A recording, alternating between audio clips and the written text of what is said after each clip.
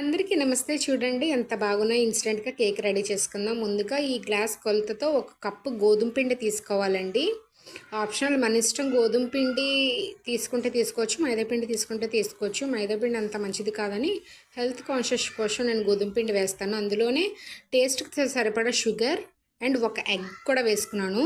And cooker free heat చేసుకుంటున్నానండి. ఎంత heat ముందుగా మనం చేసుకుంటే అంత బేగా కుక్ అయిపోతుంది.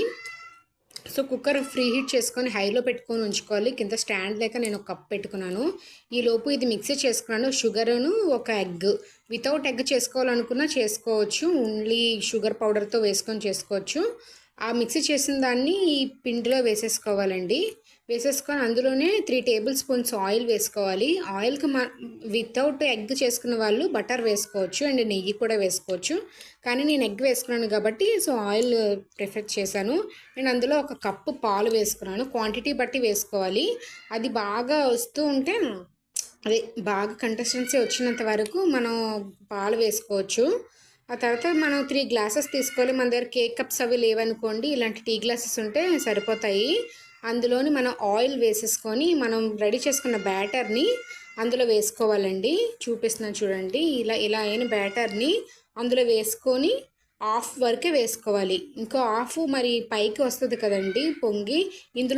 ఇందులోని ఏమీ వేయలేదండి, ఉట్టి ఇవే నేను చూపెట్టినవే వేశాను. అందరూ సోడా, బేకింగ్ పౌడర్ అన్నీ వేసేస్తారు. అవన్నీ వేయకపోయినా చాలా బాగా కుక్ అయి పొంగుతాయండి. సోడా అది వేసుకుంటే స్టమక్ ప్రాబ్లమ్స్ అన్నీ వస్తూ ఉంటాయి చాలా వరకు. సో అందుకే స్కిప్ చేసేస్తాను పిల్లల కోసం అని.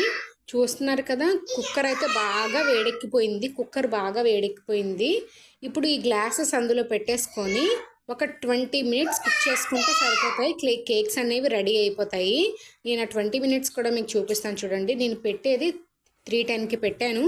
310కి పెట్టి నేను స్టవ్ ఆఫ్ చేసేసుకుంటున్నాను. 3:25కి అలా ఆఫ్ చేసేసుకుంటున్నాను. చూస్తున్నారు కదా, ఇప్పుడు ఓపెన్ చేస్తాను. చూసారా ఎంత బాగా పొంగాయో, పైకి వచ్చాయి.